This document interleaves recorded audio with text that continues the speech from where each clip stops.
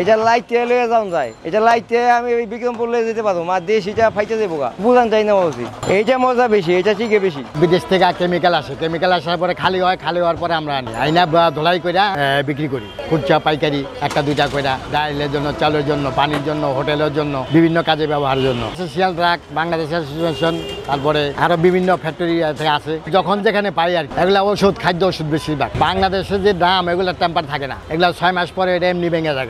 আর দেখা গেছে যে লাড়াচাড়া করতে করতে এমনি ওইটা ফাইটা গেছে, এটার কোনো ই নাই। বিদেশিটা একটা 8 থেকে 10 বছর এটা ইউজ করা যায়। দাম আস্তে আস্তে বাড়ে, কমে না। বাংলাদেশের দাম হলো একটা 300 টাকা, আগের দাম হলো 900 টাকা। সবটাতে তো আর ওই খাদ্য জিনিস আসে না। অনেক সময় মনে করেন যে বিষাক্ত কেমিক্যালও থাকে, এগুলা মনে করেন যে আমরা আনি না, কিনলে এগুলো এখানে আনলে পাবলিকরে দিলে বা ধোলাই করলেও ওইটার অ্যাকশন যায় না, না গেলে ওইটা আমরা আনি না, এই জন্য ওইটা বিক্রি করি না, রিক্স হয়। এই করোনার পরে থেকে আমরা গেলে ওই 2 নম্বর মাল বেচা ছেড়ে দিই, কোনো খারাপ মাল বেশি না। ফ্যাক্টরি থেকে এগুলো আসে ওই গ্যাস্ট্রিকের পাউডারগুলো আমাদের দুইয়া ছাপা করতে হয়, নগদে ডিটারজেন্ট পাউডার দিয়ে ছাপা করে আলাই। বেশি না গেলে চুনা দিই, সব ক্ষেত্রে লাগে না, বেশি ময়লা থাকলে চুনা লাগে। দুর্গন্ধ আগে পাইতাম 15-20 বছর আগে, যখন অবজেকশন আইতো, রিটার্ন আইতো, ফেরত আইতো, তখন আমরা এগুলো রাখা বন্ধ করে দিলাম। তখন এটা পরিষ্কার করতাম, নর্মালি ভাবে করে দিতাম, তারপরে হেসে দিয়ে চালাইতেই পারি না, হেসে ওগুলো এর মধ্যে কেরাসিন বলতো নিয়ে, ওই যে আর কোনো কাজ করতো না। ডিজেল রাখতো, কেরাসিন ডিজেল রাখলে সমস্যা হয় না, পরিষ্কারের জন্য কোনো সময় নাই, এগুলি ময়লার উপরে নির্ভর করে। একটা 15 মিনিটও লাগে,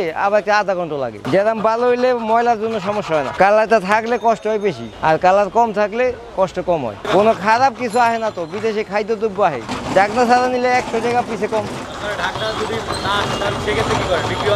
হ্যাঁ, ঢাকনা না, ঢাকনা হ্যাঁ বহুত হয়।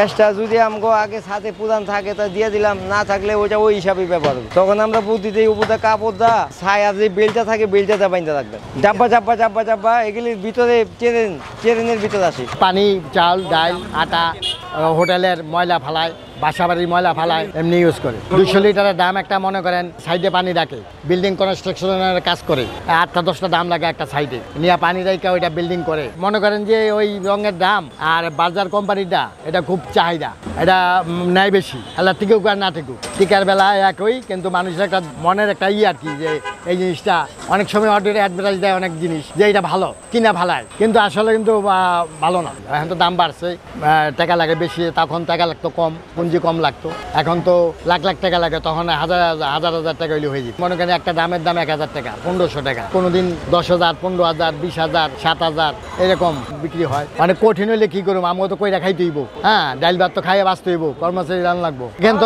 আজকে 40 বছর দাবি চলছে, মানে মানুষ মরে গেলে শেষ, আর নাহলে তো চলবোই।